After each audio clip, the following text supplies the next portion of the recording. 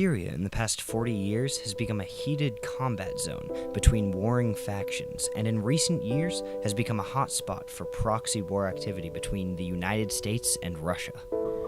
This very complicated and seemingly unending string of fighting has led to the greatest displacement and refugee crisis the world has seen since World War II, according to the UNHCR, or United Nations High Commissioner for Refugees.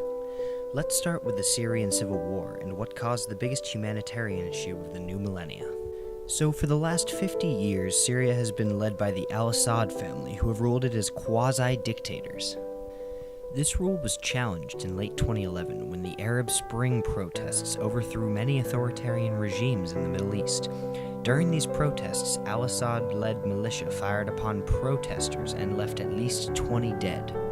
Shortly thereafter, the protesters began to fire back alongside Syrian troops who defected, forming the Free Syrian Army faction of the war. So now we have the Syrian government fighting the Free Syrian Army, or the rebels. Shortly after, extremist groups like the jihadists came to join the fight against the Syrian government. Al-Assad encouraged this, however, as it would lead to the Free Syrian Army having less support from Western nations. Also during this time, Kurdish groups informally seceded from the al-Assad regime and begun warring against them in the north. Not long after, Iran intervenes on al-Assad's behalf, turning this civil war for the first time into a proxy war. To counter Iran's influence, the Gulf states, including the oil-rich Saudi Arabia, give aid to the rebels.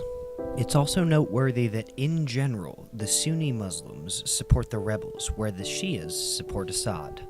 By the end of 2012, the US has been brought into the war due to Assad's use of chemical weapons, but the issue is later diffused until very recently when Assad once again deployed chemical weapons, killing at least 80 people. It's also important to note that Russia has been backing the al-Assad regime since the Cold War and continues to back it to this day, putting it at direct odds with the United States.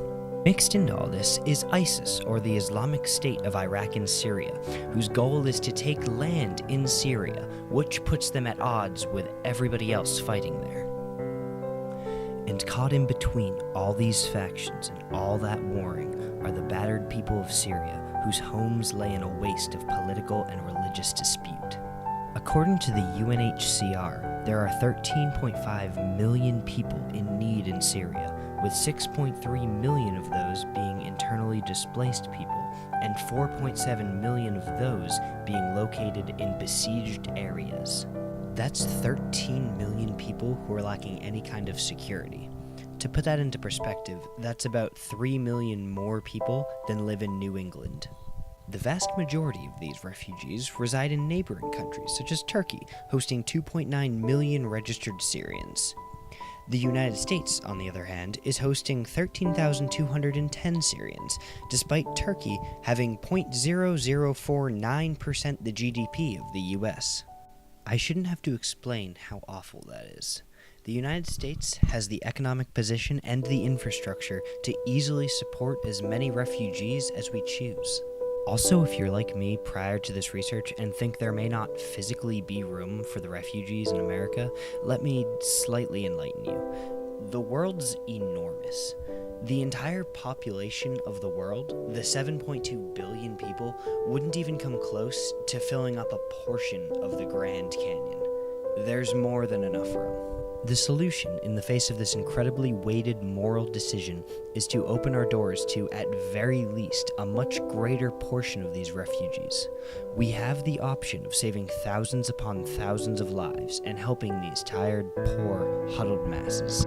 We can't forget we're writing history, so let's be remembered as the people who stepped up, rather than the people who sat quietly behind their money and behind their walls and watched the world